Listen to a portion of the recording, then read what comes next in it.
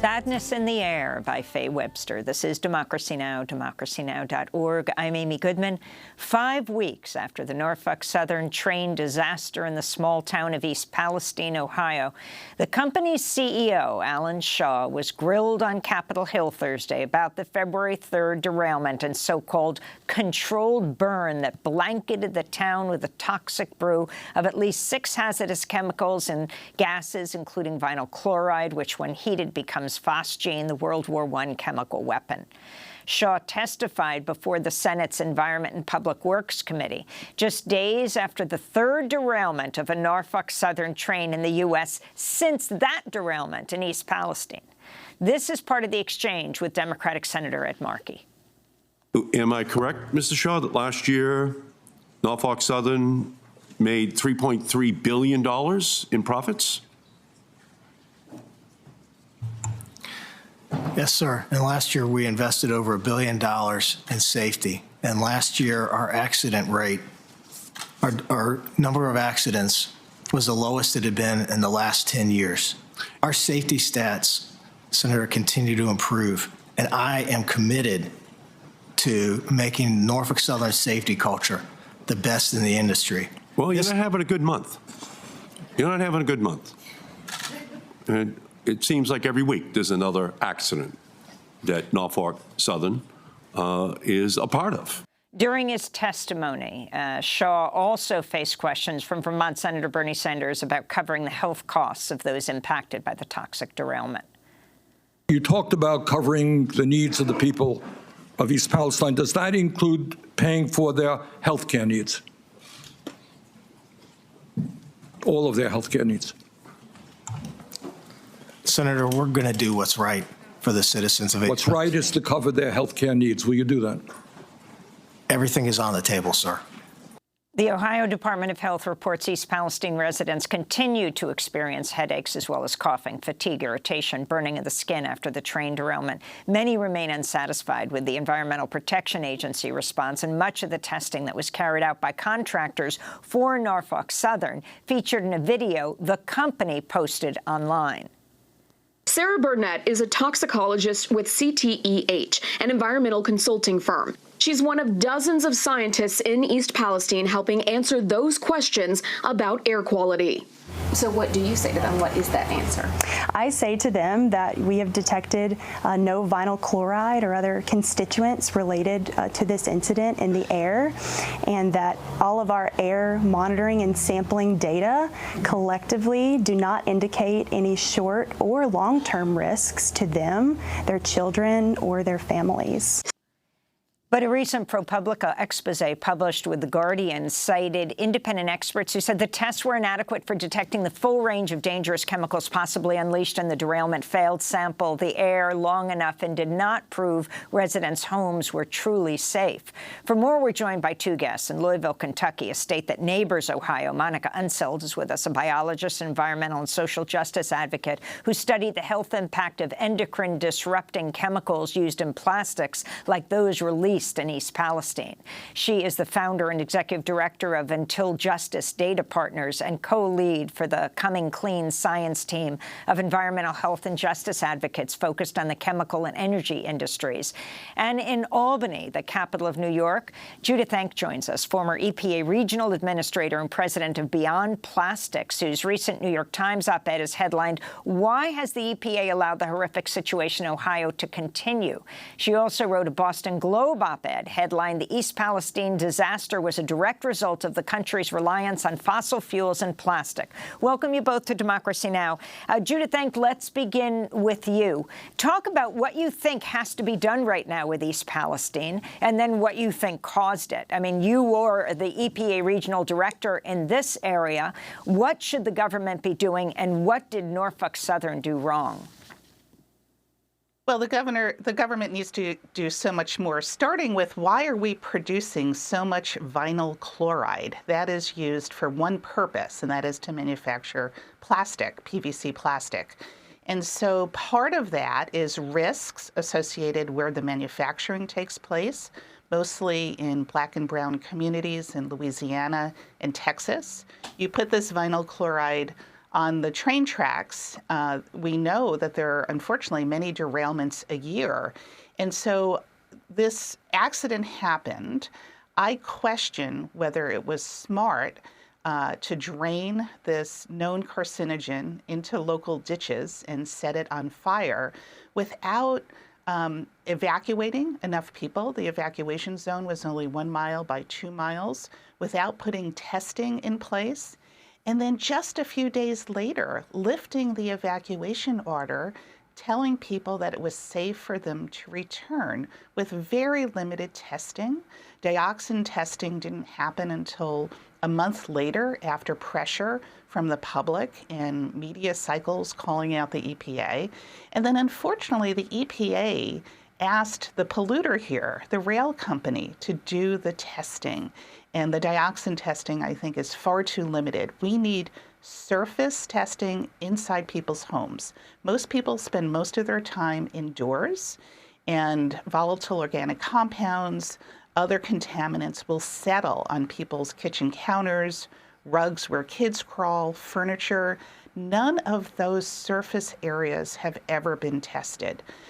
The reason I think we're seeing this problem is because the EPA is deferring much too much to the state of Ohio.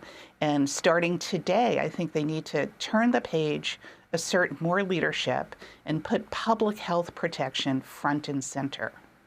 I mean, it is unbelievable that it wasn't the government that did the so-called controlled burn, right? It wasn't involved with it. It was the company, and the company paid the testers as they assured everyone that the whole area is safe. Well, it's not unusual for the EPA to have contractors do some of this testing and monitoring at federal Superfund sites, for instance.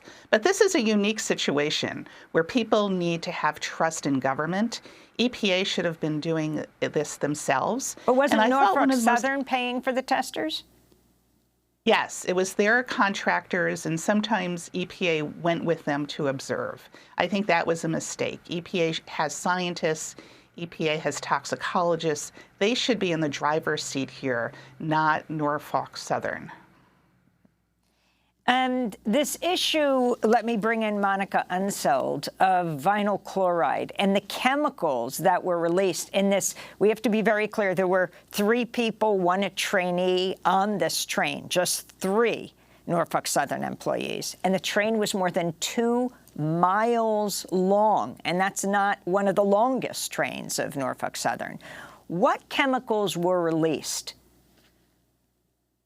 Good morning. I'm not sure we know. We know of dioxin, we know of vinyl chloride, we know of a few others.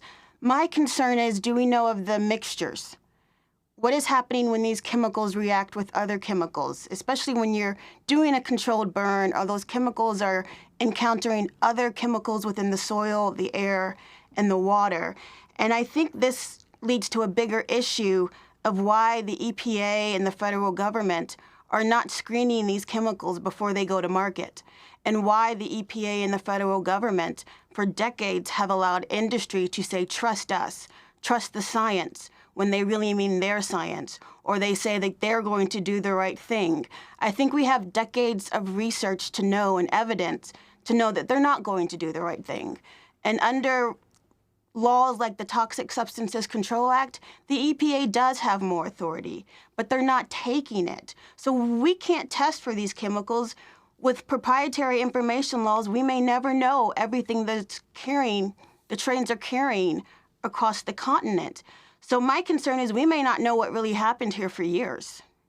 And what does vinyl chloride do, and what happens when it burns? It's used mainly in plastics, particularly PVC, and plastics that are used in building materials. When it burns, it can create toxic gases that can be very dangerous for people. I know we're looking at the acute effects of coughing and burning, but I don't think we know the long-term effects, because those will be at doses so low that we don't know the health effects. The dose response curves don't look like normal toxicological dose response curves, and so we may not know the health impacts of burning vinyl chloride. Mm-hmm. And the dioxins, explain what endocrine disruptors are? Endocrine disruptors are chemicals that at low doses, which are typically lower than what our thresholds at the regulatory agencies are, at low doses, they're either mimicking or acting as an obstacle or blocking our natural hormone systems. So they can act as an estrogen. Most of them are estrogenic. Some are obesogens, where they make it very difficult to lose weight. They've been linked to cancer, behavioral issues in children, learning differences, diabetes, rises in infertility rates. They really are a public health crisis that we've sort of Jurassic Parked our way into, because for one, we're not screening the chemicals, but we're also creating new chemicals that the planet has never seen before. And we don't have the testing that's sensitive enough to determine whether or not they're in the water, the air, or the soil, and what they're doing in our bodies, particularly when they're mixing together. And how long do they last? Some of them are persistent, so they won't dissolve in water. So some can go for months, but some can stay for years, particularly if they're in fatty tissues. And we know with our indigenous tribes in the Arctic, through their diets, their cultural traditions, they are getting a lot of these pollutants like dioxin, which you can mainly get exposed to through food, in the fatty tissues of their traditional foods. I want to go back to the former EPA regional administrator, now president of Beyond Plastics, Judith Enck.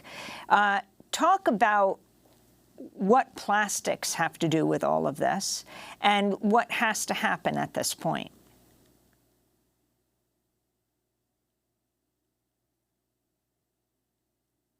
And the accident that took place in Ohio, because 5 of the train cars that's causing the most damage contained vinyl chloride, a human carcinogen that was declared a human carcinogen back in 1974. And we have to ask ourselves, is plastic really worth the risk? Businesses tell me all the time that it's cheap, but it's not cheap. Because what about the human suffering and the economic damage of just what, we're in the very early stages of dealing with this toxic train derailment in Ohio. What about the human health impact and economic cost of people living in communities where plastic is manufactured? Most plastic doesn't get recycled. It's mostly a 5 to 6% recycling rate. A lot of it winds up in the ocean. Scientists tell us that within the next decade, for every 3 pounds of fish in the ocean, there will be 1 pound of plastic.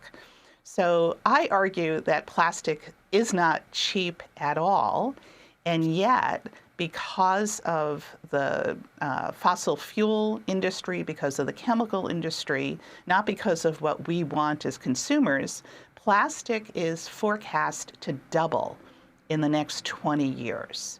That would be an enormous problem from a climate change perspective, environmental justice perspective, and our own health. Now, there are some states and local governments that are taking action to reduce the demand. In New York State, for instance, there's an important bill being debated in Albany called the Packaging Reduction and Recycling Act, which would cut packaging in half over 10 years and would also ban really toxic chemicals like vinyl chloride. The science on plastic is really solid. We know that people have no choice when they enter most American supermarkets. They want alternatives to plastics. What's missing is the political will to break free from the grip of the chemical industry, the plastic industry, and the fossil fuel industry that are all united in pushing more plastic onto the marketplace. Unless these change, I'm afraid we're going to see more East Palestines in our future, more climate change, more adverse health impacts. And this is all because the Congress, state lawmakers in some states, and the Biden administration just refuse to stand up to the plastics industry. You are calling for, started a public petition, your organization Beyond Plastics, for the EPA to ban the use of vinyl chloride. So what is the replacement for that? And talk more about the effects of vinyl chloride. Well, vinyl chloride has immense health impacts, even when it's not in train cars and being purposely set on fire. It is a human carcinogen. It is used for drinking water pipes, for instance, where you can use copper. It's used for packaging, where you can use refillable, reusable packaging, or packaging made from recycled material like metal, glass, cardboard, paper. It's used for toys. The iconic little yellow rubber ducky that floats around in children's bathtubs, that's made from polyvinyl chloride. Let's just ditch that ducky and have toys that do not pose a risk to kids, especially when they're chewing on the plastic. There's an abundance of alternatives to polyvinyl chloride plastic and many plastics. It's just a matter of political will, as I said, just as we have fuel efficiency standards for cars and appliances, it's time to have environmental standards for packaging, which is a giant part of the plastic picture. Judith Enck, we want to thank you so much for being with us, former EPA Regional Administrator and President of Beyond Plastics, and Monica Unseld, biologist and Executive Director of Until Justice Data Partners. That does it for our show. To see all our coverage of East Palestine, go to democracynow.org. I'm Amy Goodman. This is Democracy Now! Watch all our shows online at democracynow.org.